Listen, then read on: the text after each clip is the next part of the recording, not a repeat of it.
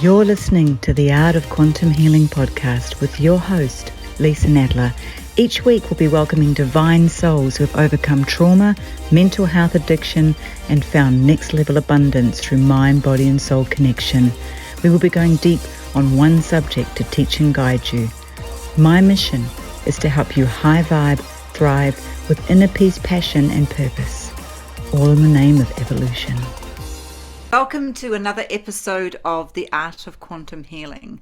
Today I have the most beautiful guest on, and I'm so excited. I've been working a little bit on the side with this divine soul, and she's been teaching me all about public speaking, getting my message clear, and getting booked, and all the sort of juiciness. So I really felt called to have her as a guest because she holds so much wisdom. The conversations we have go from here to here, and here and here and here. They're just amazing. And it's funny, we hopped on before and we were like, what are we going to talk about? We've talked about so much, so we had to get very clear. Goodness knows we will flow, but we've got a little bit of a plan, but as you know, it's always flow-based. So I'd like to introduce you to the beautiful Sam Higgins. Hey, Sam. Hey, Lisa. It's really great to be here. Thank you so much for having me. I'm excited. And I'll just share with you a little bit about Sam. So Sam is an author, mentor, and speaker who started hearing voices in 2017. Today, with the release of her book, Visionary, which has just been released, like literally, Sam shares about her wisdom, accessible through intuitive senses and expanding perception. With over 20 years experience in speaking and events, her mentoring helps visionary messages share their unique gifts with the world. Oh, I love it. It's so you. Oh my God. Yeah. So let's get into the juiciness. Do you want to tell us a little bit about what happened in 2017? It was actually 2007. 27. Sorry. Yeah. So it's 2007 and it was 15 years ago. And I had a drug addiction at the time. I was very destabilized in my life. So I was sleeping on friends' couches, moving around. And I was working temp jobs, spent a lot of my nights out, not sleeping. So partying and clubbing or driving around. And, it was in that sort of environment of this intensity, the addiction, the lack of sleep, the real instability and really deep loneliness, if I'm honest, that I started hearing voices. And they'd started really simple of them describing me, of me thinking someone's calling my name, like being in the shops and hearing someone calling my name and like there's no one there. There's no one in the next aisle, particularly no one I recognized, right? And then it would be things like I'd be working in a temp job and I'd hear people in the other offices kind of mumbling through the doors, but they were talking about me. It actually wasn't till one day I was lying in, a lot of these things we can dismiss. Like you're waking up in the morning or you're going to bed at night, something's calling your name and you're just like, well, put it in that dreamscape and ignore it, right? Especially when you're doing drugs. Well, yeah, and that's a whole topic, looking at the role of addiction and this kind of thing. But for me, like the voices continued for me when I got clean. So this wasn't just drug induced. It actually became an experience that I lived with, even when I did get clean and stopped using drugs. And to be honest, the thing that they've been most correlated with, most intense or most challenging has been the lack of sleep. So even now, 15 years later, I'm actually going really well. And, I live with it as an intuitive sense. I live with it as a way I connect with multidimensionality, right? But if I go a night or two without sleep, I am seeing through realms. I'm hearing everything. Wow. I've got 3 or 4 ideas pinging in and conversations and different beings all at once. It opens everything for me. I know a lot of people that do use drugs and don't end up with voices or any near the extreme intensity I had. Yeah. But so I definitely believe the lack of sleep is a big correlating factor. But to be honest, there's lots of elements that go into why people hear voices. But I suppose for me, there's this moment. And, you did mention the author and writing my book, and I was really grateful for that. It's actually only been out just over a week now. So I'm still surviving the vulnerability of having birthed that and sharing about so many really personal stories. But I do tell in there the story of the first time I actually realized these are voices. Like, I was in the park in Sydney and reading a book, just lying there. I'd, stripped off my top, getting a bit of sun. And I started hearing these two men just describing me. Very neutral, clinical. They were trying to, make, guesses about my education level because I was reading like a trashy romance novel. Like, that was just weird, right? Like, they sounded like scientists, like very short, kind of clinical. And then I'm like looking up, like freaking out, like who are these creeps? Like, and what are they doing? And I'm looking around and there's no one there. Like, you could see around the park for like 100, 200 meters in every direction. There was no one there. And kids playing off in the distance, or an older couple walking, holding hands. It was like there wasn't two scientists anywhere. And there's this moment of just realizing, like, oh, fuck, I'm actually hearing something. Like voices, and I can't see people. I can't relate it to anything in my physical environment. And it was auditory. It was sound coming through my ears. A lot of voices experiences can, be like sound coming through the ears. They can be more like thoughts inside your head, or in an object, or coming from something. So to be honest, those really intense experiences are very auditory voices, are most common when I don't have when the sleep gets out of whack. But for the most part, I now hear voices like everything's alive. Like, I hear other people, I hear different beings. And we can look at it, I suppose, the spiritual lens would say, oh, well, clairaudience and, the abilities through there. And because we have to label something. We have to label it something, right? And me, I have a lot of challenges with languages and labels, and I think they can get in the way of us really understanding our experiences and having, like, building great discernment and coping skills. So yeah, this is kind of where I started. The human aspect of us wants to understand. They want to logically pin it to something, and sometimes you just can't do that. You've just got to go with it and just allow it. Yeah, look, and the thing that we live in a world where we go to experts to give us the correct answer, and they're going to sit there with a diagnostic model and go, well, this is what's going on, this is what's wrong, this is how we fix you. And so for me, like, I was in quite a period of instability. I ended up in the mental health system. So I was seeing drug and alcohol services, which, that was fine. But I ended up with very extreme states, high intense emotions, very expanded, like, sense of, like, I could feel people walking up the street even if I couldn't see it. I would go into, still happens actually, I go into cafes and I could feel the people that had cooked the food and how they felt about. So it was actually everything that was vibrating. I could feel its connection to being and purpose and intent and emotion. And that's intense. That is so intense. So how did you navigate through that? Well, I went into the mental health system. I was given, different medications. I was, I think various diagnoses over the years, and a number of admissions when, like, I couldn't cope. Like, so,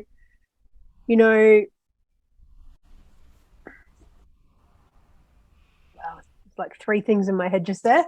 But, like, one is that, like, when we're in very intense states, right, it's often either activating trauma, we've got new, very difficult situations around us that are triggering intense emotions, and we're often surrounded by people that, family members, friends, lovers, situations that are part of the issue.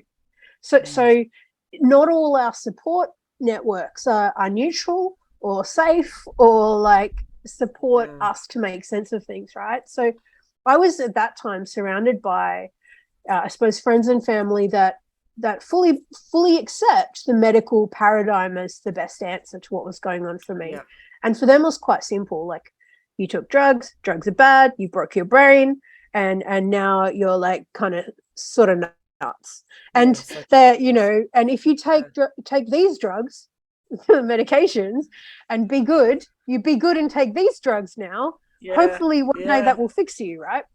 And I just want to like map it out, like, because it's a very simple narrative, but that's the basis of most of mental health care. This very medical model that the brain is a machine.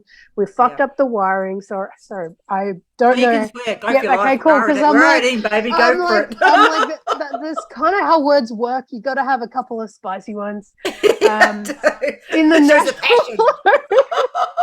right? And anything that goes in this category of energy, community, consciousness, personal meaning, let alone like intuition, psychic abilities, like multidimensionality, like it doesn't really fit in the model. And so they come at these things with this very diagnostic lens. This is what's wrong. This is what you did. Like, and so the way they make sense of voices is something is wrong. Yeah. Something is wrong. Because they can't logically pin it to anything. So if they can find why you were bad, they'll add that in. And then it's like, be good, take your medication and deal with it. And now I just want to say there's times when having medication and, you know, medical, clinical support is very important. Like when you're unbalanced, when you're in a crisis, when you don't have safe places to go to ground, you don't have the ability to, I suppose, regulate or dial back your emotions, your intensity, the kind of sensations. It's really important. So I don't want to minimize that. Like we do need crisis care and support. But the problem is it doesn't always open a door to actual understanding. And the way it misses the aspects that are more of a spiritual awakening, more of an energetic expansion, more of a, you know, a very complex and nuanced psychic reaction to our life and situations. Like it's a part of healing. Yeah. I know for me, when I was in that space, it was like I was put into a box. It was like, tick the boxes. They weren't looking, and I definitely needed what I had. I mean, like I was having panic attacks, anxiety, like suicide thoughts. I tried to commit suicide a couple of times, and I was given a cocktail of drugs, and mostly Valium. And Valium became my best friend. I couldn't leave the house unless I had it, and I couldn't function unless I had it because there was just so much going on in my head. But you're right. It was like when I went to seek the further treatment for help, it was like I kept talking about the same thing and I just kept reliving it and it kept getting worse and worse and worse. And, you know, there is definitely a time and place for everything. But when you're having this sort of a spiritual awakening or this sort of event happening with you, it's definitely different realms to look at. And I think things are slowly starting to take a different effect, and people are realizing that there is definitely something outside of the norm on when you get put in that box, which is really beautiful. And with you sharing this, absolutely. So tell me about the visions. Sorry. Tell me about more about the visions that you started seeing. So you were in. It started with voices, right? It definitely started with voices, and that was the most dominant for the first 5 or 6 years. Right. And I'd actually had seen some visions and like I suppose visible patterns in the very first 6 months. Yeah. I had seen like things that look quite psychedelic. Like I could see patterns and geometry and shapes inside the walls and inside the edges of reality. But that actually shut down. And I believe it shut down because it was too much for me at the time. Right. But it was probably 5 or 6 years later, it actually started improving and starting to open up. Like that capacity started opening up. And that's because I think that was when I started working with the experiences a lot more. So like during my journey in the mental health system, I actually was invited to a Hearing Voices support group, you know, with all these other, you know, voice hearers. And I was so excited. I think it had been 3 or 4 years at that point I'd been hearing voices. And I hadn't actually connected with anyone else who'd ever had an experience like mine. And if you go online to Google and go like, why am I hearing voices? It is so unhelpful. You're going to get everything from you're possessed to you're like got a, like you're being controlled by the government. You're like there's you've got an entity. It's not a rabbit hole you want to go down. Yeah. Anyway, Okay. so this group was actually pretty cool, and it actually introduced me to the Hearing Voices movement, which is gosh, I could almost fill a whole episode, but it's this movement of lived experience, and it started in the 70s in the Netherlands. And there's like a psychiatrist and his patient, and she's like, but I'm not sick, I'm hearing voices and there's nothing wrong with me, and like really pushed back. And it sort of started his interest, and he got together with a reporter and actually went on radio, and they're like, we're looking to research people that hear voices, but whether you come through mental health services or not, like come in and connect. And they were thinking 20, 30 people. They had well over 500 or 600 approach them and actually say, we live with voices. It's a normal part of our experience. And this is the first time that we'd actually put clinical research, or like a clinically lens structure of research, onto lived experiences of voice hearers who weren't in mental health services. So it started this group of research of actually going, well, if we take away the lens of illness, what's going on? Yeah. And it showed us that, voices, people can hear voices between, one and hundreds, but usually there's a couple of dominant ones. It showed us that somewhere between 4 and 8% of the population will hear voices at some point in their life. Like, that's 250 million people in the world. The most common times are the voice as you're waking and going to sleep, like, so transitioning into the astral sleep states. Beta or theta Yep. brainwaves. Yeah. Yep. Okay. And following the death of a loved one. Really? It's really it's quite common, the phenomenon of hearing their voice. So these are some of the kind of normal experiences we have, right? So what are the voices? What are they? Where do they come from? It depends how you ask, and, I wrote the whole book sort of just sharing my experiences. And at the very end, I'm like, look, here's what I believe. But to be honest, it doesn't matter what I believe. Yeah. I want you think about your own experiences, because when I started,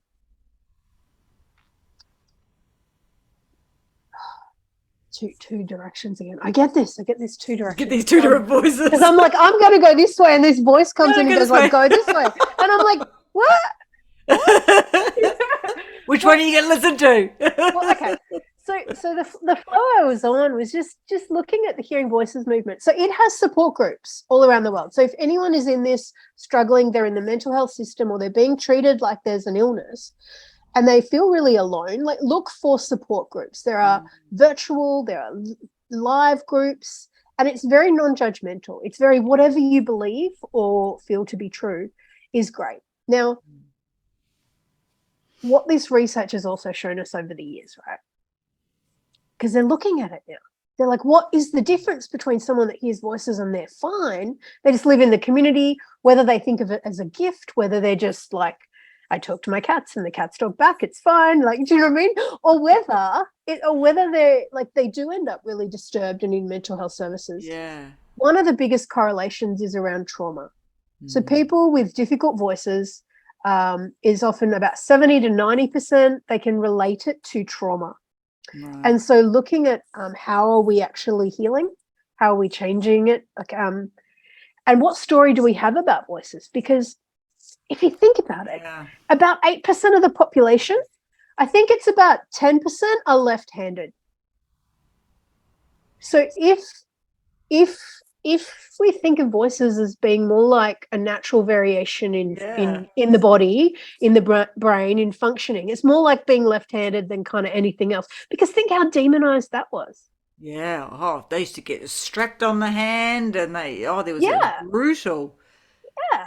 And so that approach to it, that approach of fear, of judgment, of punishment, of something's wrong, you're crazy, I'm you weird. might go to kill people now. Like, you think about, what does the media tell us about people that hear voices, right? Yes. That you could go kill yourself, Psycho killers. Or hurt someone. Absolutely. Right?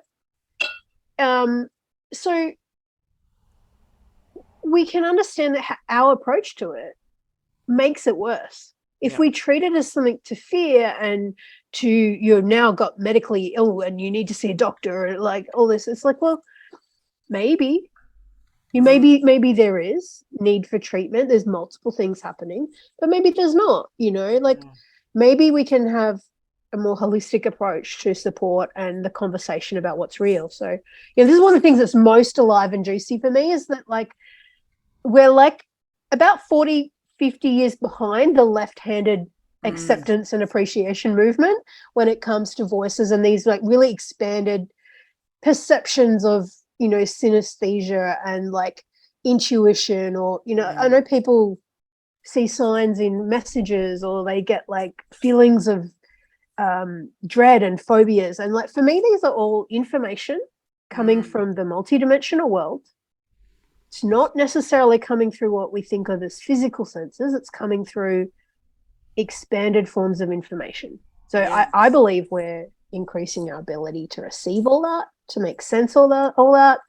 And if no one talks about that, then we just feel like we're going crazy. So exactly. And especially now with the frequency and the veil getting so thin, the level of frequency that we can hold is so much higher now. So everything is so much heightened, even people's feelings and the things that are happening within us. And everything is about belief and perception, isn't it?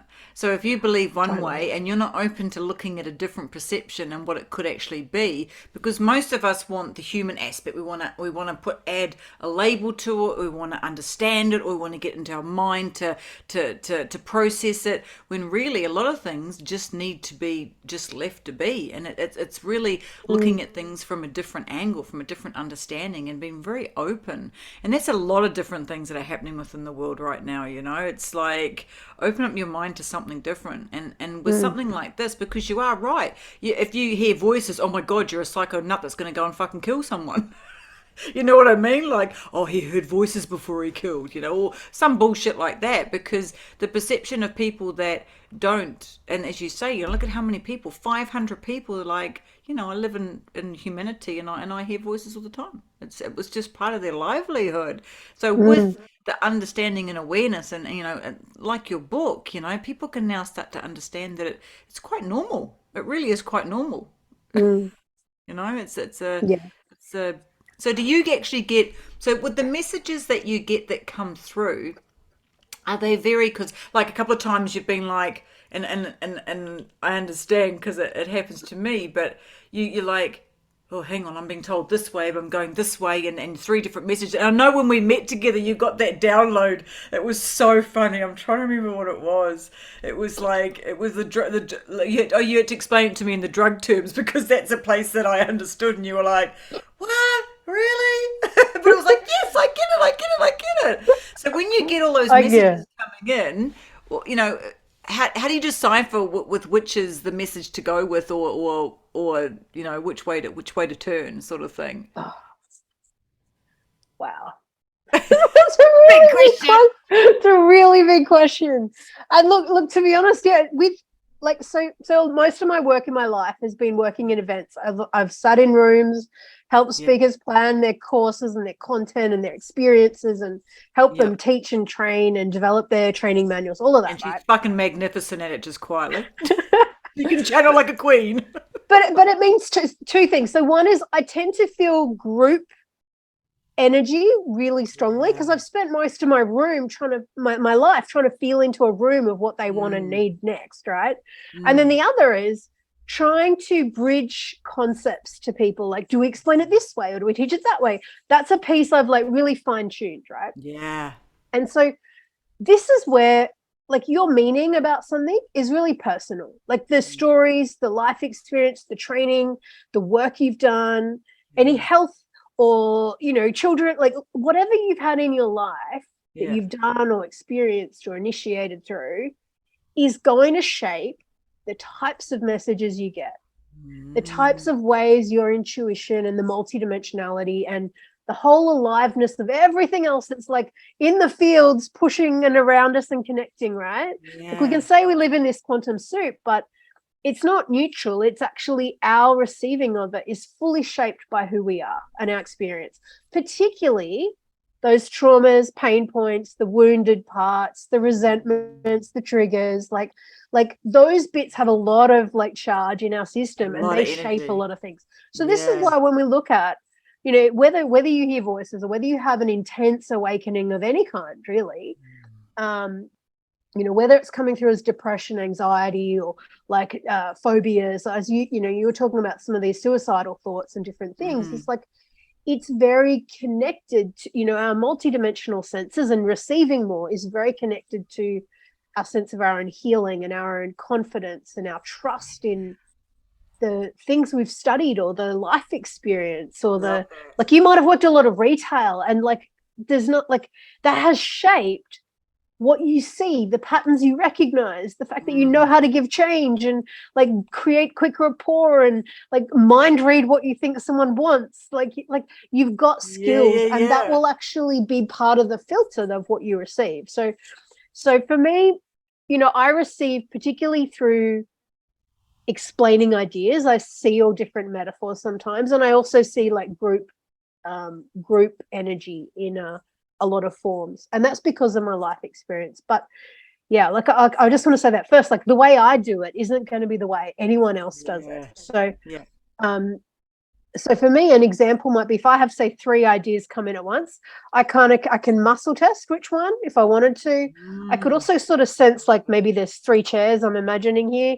Which one are we going with? It's the first chair, and the first chair was that first idea. So like I might have a few shortcuts that are more energetic discernment tools. Like so this is one of the bits that's most exciting for me, is to talk about how do we build practical skills and real discernment around our intuitive senses. Like, I love that. Because this was the problem for me, is when I was in the mental health system, my doctor was an atheist, my psychiatrist was an atheist. So I'd come in talking about voices and visions, and I saw this thing, and, you know, I think I'm magical, and maybe I'm meant to save the world, and there's a divine purpose. And like, I just saw like all these we traveled to, like, he would just sit there like, you know, broken brain, neurotransmitters. I need to up your doses. something, medicate. Yeah, right. Like medicate. Yeah. And it's not because he wasn't a beautifully kind, thoughtful, intelligent man. Yeah. It's because that was his map,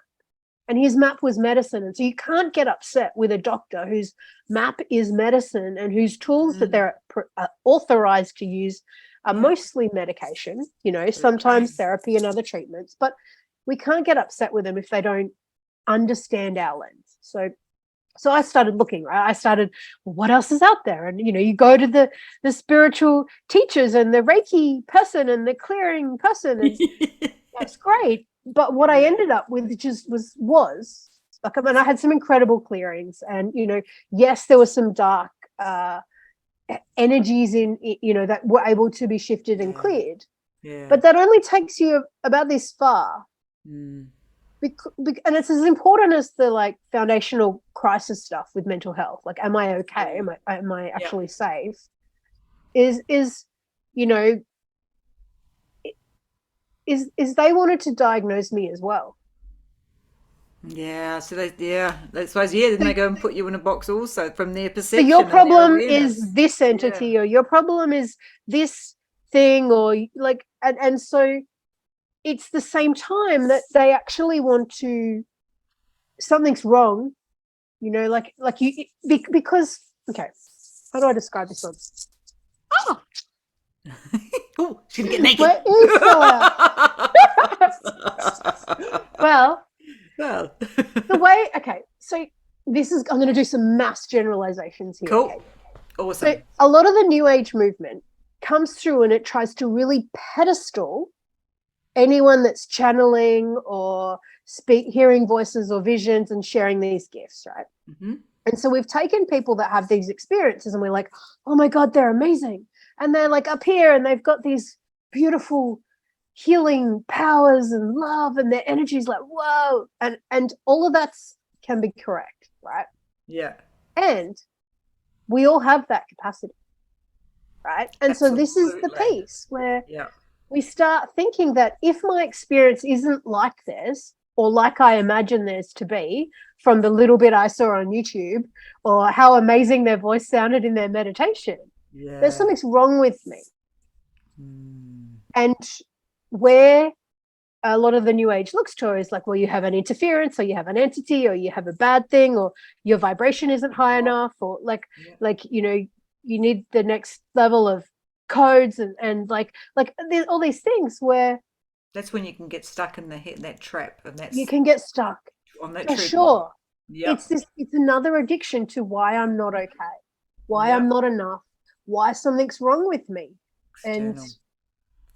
And where I've got to after all these years, and it's this full journey, right? It's one of those, like, in a nutshell, here's 15 years in a soundbite. Yeah. Is that my soul is infinite. Yes. It's sovereign and it's infinite, and it chose to allow experiences for me that would awaken me. Yeah. There isn't entities and foreign things that invaded me that were beyond its knowledge or scope or permission. And so permission, I love the way you said that. Absolutely. Yeah, and it's not to say that my conscious mind's really happy about that. Do you know what I mean? It's like, no, this has been bad. I want to go to the person to clear the badness, and then I want to be great. That's all I want. And the soul's like, well, actually, we've got wounds and trauma, and we're, for whatever reason, we're gonna keep attracting and magnetizing or calling in these challenging energies. And we're quite okay with that. It kind of sucks for you as a human, but you didn't really learn it yet. You kind of tried to learn by having spiritual Panadol and getting a quick clear. Ooh, I like that. Spiritual Panadol and having a quickie. I love it. You need to do the deep detox or rechange your whole diet so your gut bacteria. We can't take a quick pill or a quick clear and think that's the evolution our soul wants. Fine. Yeah. It's not actually what it wants. So being able to really feel in your body and know for yourself, is there an energy in my body right now that's not mine? And is it meant to be there or not? Am I okay with, am I meant to be learning from it? Is it learning from me? Do I have a pet, or is it like a parasite? What is it, And I named my parasite Parry. When I came back from Bali, I did a gut cleanse, and I was like, I know Parry's living in there, but Parry has to go. And it's true, that simple saying of you have to feel to heal. And it's 100%. I love that, Sam, because everybody looks externally for all the answers, and everybody goes externally to heal, and you're your own true healer. And it's an absolute internal job. It really is, if you want to call it a job. It's internal discovery. It's an internal, a path that you need to go on. And you have all your answers within. You really do. I freaking love that. Love it. Keep going. Keep channeling. Oh, look. And this is the thing too. People talk about channeling. We're always, and they talk about we're channeling something else. Yeah. There's other energies or higher energies that are something else, not me. And this is part of the pedestal problem, is we're chasing something better than me. Yeah. And I got fairly early on, I was like, you guys are saying, voices, you guys are saying amazing shit. Should I be sharing this amazing shit? And they're like, oh, no. We're here for you. You're the amazing shit. Our job isn't about anyone else. And so, if I look at it, there's different, this is where I start to learn, well, okay, cool. What am I doing with this? My skills are more in reading. So reading energy, reading information, reading fields. And that's really reading a very expanded information and being able to translate it. Because I think a lot of times we can see and sense energy and we have zero skills at translating. So it's like, if you could hear people talking, but it was all in languages you didn't know or words you didn't understand yet, it wouldn't actually receive to you as speech or meaning. It would just land as noise. So I think a lot of people are getting a lot of energetic noise right now because they don't know how to translate the information into a readable form. And, showing up to the full infinite quantum soup and going, no, damn it, speak English the way I do in my metaphors is a little bit rude, right? True, I never thought of it like that. That's cool.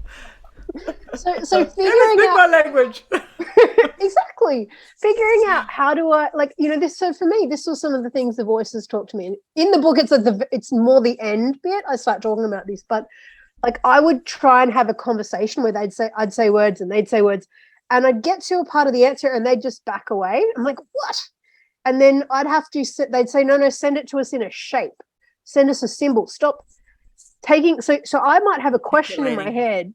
And I'm trying to condense it into words and say words. And they're like, oh, no. Go back to what was behind the words and send us all of that. So language is a compression filter on the way we actually think and feel and create and transmit. So we transmit in realities with emotion, energy, space, like geolocation data. Like, we submit with, like, transmit with symbolic spatial representation and meaning. If two things are like two people facing each other, beside each other, or like facing opposite, mean completely different things. Like we don't just transmit in language. We have so many layers to what we do, right? Let alone, a sense of frequency or emotion or energy. So they would get me to start trying to do that, send that, to feel that, like to tap against them and see, are they telling the truth? Are they lying? Like to push back against words or things they would send me and try to find what was behind it. And, this is the level for me of the skill development of really just realizing we're meant to receive more information, right? We can know that. And we know that it comes through all kinds of ways. And like, I have as much annoyance by the 5 clairs or whatever as I do by people saying there's 5 senses. There's not. Like 5 senses plus your sense of balance, plus your sense of, I think, how your body, where you're like, this only works because I have a sense of where my arm is in my body. Like people don't have that. Like there are so many more than 5 senses. So if we focus on that, we limit what's possible. And the same with the focus on those 5 clairs. Like someone else's rules for what you're experiencing may not apply at all. So that's what I want to say is, some people, oh, well, you're just clairaudient. I'm like, stop using the word just about my experience. And secondly, I love it. That's not now. Like, see, you do that as perception, a shortcut, though, isn't it? Exactly. It's once again, and we got do a that label. as a shortcut to try and make sense of someone's experience. But Yeah. what if we just missed half the miracle of who they are? Ooh. What if we just negated someone's like half of someone's magic? Like, because we try. Oh, you're that box. You're this box. No, you're that box. It's boxing again. It is. Yeah, Totally. And two people are so different, and no one person does what somebody else does. It's such a. I mean, we're all one, but we're all different. We're all completely in our own unique beings. And I love what you just said. Only. I think the more we can understand the level of what we can do, how we can feel, how we can just be and within our vessels and look within to try to understand and to evolve and to just to open it all up. Like it's almost like opening it up with a can opener and going, okay, so what's inside? Because what's inside one person is completely different to what's inside the other person. How somebody feels and does anything, we're all just so unique, but yet we're all trying to be the same as everybody else, and it just doesn't fucking fit. It just doesn't fit. It really doesn't. So I love that.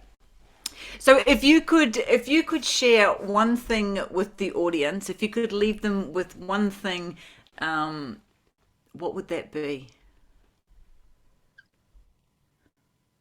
Wow. Big question. Because while you were talking, I had about 2 or 3 left. So I know you would. Share them all then. Just share whatever you feel that the audience needs to hear right now, the people that are listening. Yeah, look, the first thing that's really alive for me is that there isn't a separation between like psychosis and, spiritual crisis. There isn't a separation. separation between, you know, someone with a mental illness and someone in like the healing of their psyche or the dark night of the soul. Like even in our spiritual awakening, very little of the actual work is the blissful part. Like it's not it's not great, right? But No. and to be honest, I've also worked with, you know, different plant medicines and psychedelics and had quite a few psychedelic experiences too. It's all the same place. We're talking about these experiences of expanded perception where we see more and feel more than we can, you know, is physicality normal between in this 3D space. Yeah. And so for me, that tells me we're meant to be evolving into those capacities. We're meant to be feeling and sensing and seeing and learning to navigate more of that. And we're quite supported in that. So that's the first bit. Like, there isn't a separation. I like that. We're quite supported in that. That's a big one. Yeah. You're not alone. This is the thing. Like, we have, like, between us and our soul, people like there's a few layers of self that are actually like training wheels and kind of, you know, like you know, people go, well, you know, all the, like, I'm the ultimate superpower in my life and all these, you know, terrible things I manifested because I said the wrong word at the wrong time. Like, it's like, not really. I mean, it's a bit more complex and interconnected than that. But in a lot of ways, we're like children sitting on mummy's lap, and then we're getting upset because we think we crashed the car. Like, you know, we're not really even entirely driving just yet. Like, we're actually quite buffered in a way of what we're being starting shown, of the handbrakes taken off, like being given little test runs of our power and skills and capacity and confidence. So that's the first bit, is to realize that, like, not to be without caution and care and respect, but that it's okay to explore and experiment in these kind of places. Like, it's not, I think a lot of the language has become like terrifying of how badly people are doing things, and the thing for me is, like, you can't agree to something that isn't right for you. Like you can't but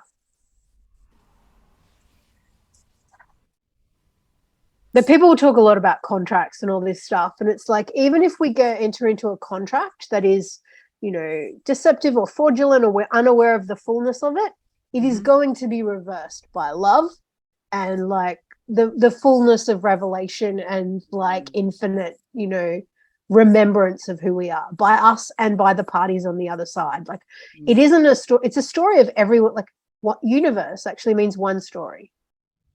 It's one energy creating one story, which means that as much as we experience bad guys or people that are terrible or perpetrators or problems, like demons, whatever we want to call it, at the end of the day, this only moves forward if we can actually hold all of that.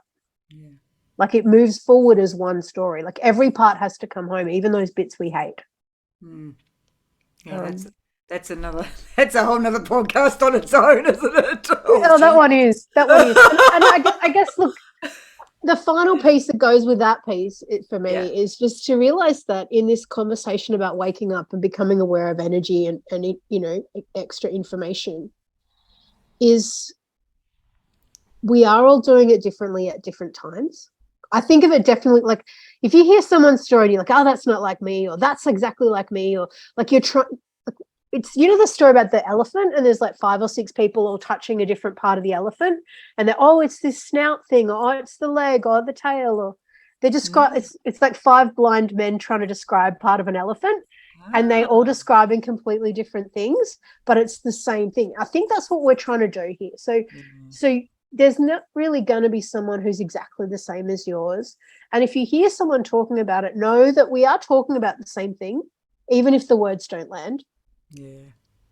And what happens for me in this too is that it's not a mistake. Like, if someone you perceive might be, you know, still asleep or unaware or shut down or really closing themselves off to these kind of conversations and this kind of energy, that's not a mistake. That's actually their greatest choice for their own evolution. Yeah. And look, I think about it like,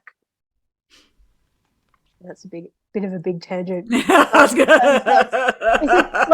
Changing, like evolving is like taking a corner in the collective consciousness. Yeah.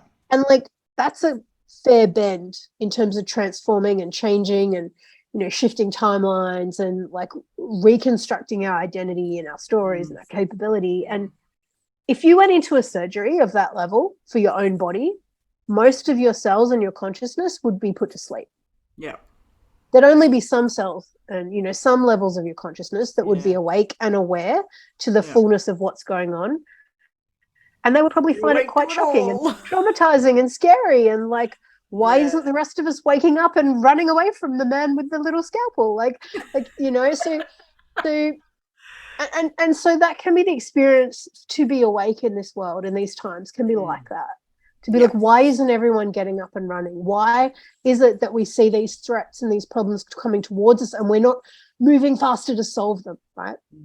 For me, there's a piece of remembering my role and my place isn't to actually replace the collective consciousness and the wisdom of like the group soul of humanity, the earth soul of Gaia. Like, it's not my place to replace those, but to kind of find my role as a cell in this sort of grand scope of humanity. And that, you know, if I'm one of the ones that's awake, then that's for a reason, and to follow those learnings and energies and lead with compassion.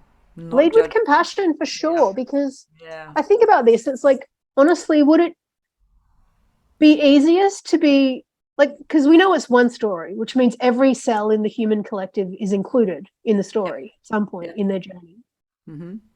Would it be easier to put your hand up to be one of the first cells, to be aware of it and feel in control and creating change, or to be one of the last cells? It's a lot more vulnerable, really. As a soul. It is. To be like, but we can't all be awake, else the whole of us will go a bit screaming mad with all the shock all at once, right? I fucking would. Some of us have to be last. Yeah. And that's, at a soul level, it's a really hard path to choose. Yeah. Yeah, definitely the latter would be the hardest, you know? Yeah. Anyway, I've bounced around quite a few topics there. You did, it was great. I was like, I'm just going to sit here and listen because this is great. Just keep channeling, girlfriend. Keep speaking. Keep sharing. I loved it. That was awesome. And the one you did ask me as well, which was, you know, what are the voices? I don't think there's a simple answer to that. It's like saying, when you hear sound, what is it? Yeah. Like, well, sometimes it's the TV. Sometimes it's my neighbor's lawnmower. Sometimes it's a person I'm here with that's like a friend or a lover and a supporter. And, you know, sometimes it's something that's not relevant. Sometimes it's amazing.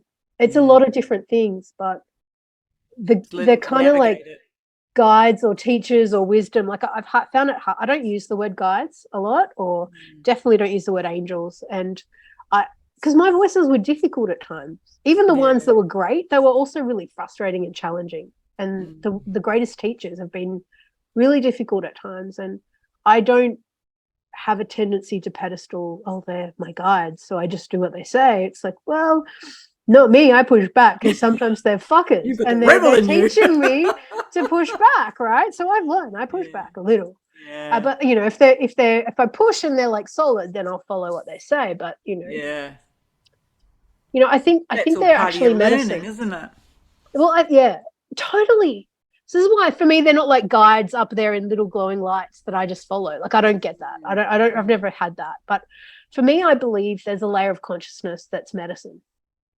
And that when we access beings that, you know, we connect with beings that come from there, or, you know, in our own soul and our own solar nature, we come from there. We're here to create healing and wholeness and remembrance and reconnection. And sometimes that involves purging and disruption and, you know, like screaming and yelling, breaking and resetting bones, like, and beliefs and timelines. Totally. Like, it's not always friendly work, but no. No. That's And I think that's a misconception people have. Oh, I'm going to have this breakthrough and it's going to be great and it's going to be lovely. It's going to be wonderful. Oh, fuck, what's happening now? What the hell? I thought I dealt with this. It's just different layers and different ways and different things that we have to move through. Yeah. And that's the beauty of it, you know. And I have actually said sometimes, quite a few times I've said, why the fuck did I choose this path? Why did I choose to be like this? It's a real roller coaster. It's not smooth sailing. It really isn't. But it's such a beautiful journey. It is. It really is. When you can allow yourself to just surrender to it and go, well, it is what it is. I might as well get on it and just enjoy the ride. And you and I have had so many conversations about that. I'd be like, oh, good God, how am I feeling? Yeah. Well, thank you so much for that. That was inspirational. We did, and I knew we would. We went, well, you did. I just sort of listened. Went in so many different areas, and it was great. And you've got to buy Sam's book. You have to buy Sam's book. The link is below. And listen to the podcast. Just send us a message. Say all Sam's details are on the YouTube. Really connect with her and get involved in her wisdom. And if you're on a side note, if you're thinking about speaking or you're wanting to go down that way as well, thoroughly recommend this woman. She's friggin' awesome. She really, really is. She took me from being very, very uncomfortable and having all these different things that I wanted to talk about to really streamline the process. So, and perhaps that's another podcast. It might be. Yeah. So thank you so much for coming on, Sam, and sharing that. It was just absolutely brilliant. It really was. And I just love the way you articulate everything and just help people understand from such a human experience and way of being. So thank you, Divine One. I really enjoyed that, and I'm very appreciative for you coming on and sharing it. Thank you for having me. You're welcome. Thank you so much for listening to today's podcast. Please make sure to subscribe to my channel and help us grow the community by sharing it with your friends. I am your host, Lisa Nadler, and this is The Art of Quantum Healing.